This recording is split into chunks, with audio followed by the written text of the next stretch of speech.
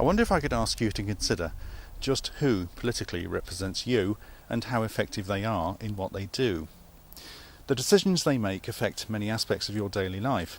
We need good people in positions of authority, be they local councillors, MPs or MEPs.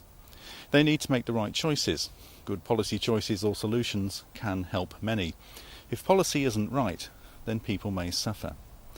Proverbs 29 verse 2 says, "When the righteous increase, the people rejoice, but when the wicked rule, the people groan." I'm involved in politics. I've previously stood as a local and a parliamentary candidate. I plan to stand again. I'm chair of a branch of a political party and I currently work for an MEP. I'm not elected, well, not yet, but a few years ago I made a deliberate decision to put aside some of the regular church activity I was involved in and become involved in politics. I suppose at the time I was rather frustrated with what I saw as the erosion of long established British laws that were based on godly principles. They were being thrown out, or at least challenged, and I wanted to have my say. In entering the political scene, I've had conversations with people who would perhaps never step into a church, but are searching for something of value. A few months ago, I appeared on the BBC's Big Question. The programme topic was, "Is there life after death?"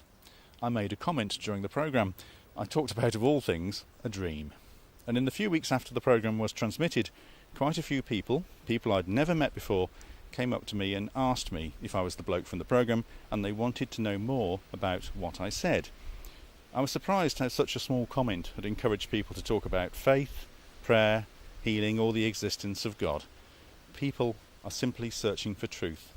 However, I've met many people who are struggling, people trying to cope with what life throws at them, people who are in debt because they have fallen behind with their rent, partly because of changes to welfare benefits, people in tears because they're going to be evicted from their home by their local housing association.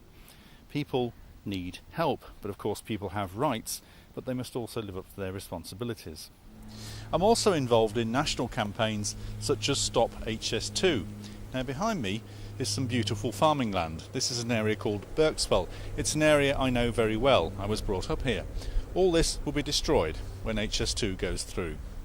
I recently went to a rally at Westminster where supporters from the Christian community and beyond were standing together protesting against the assisted dying bill. There were also some people protesting in an adjacent protest for assisted dying.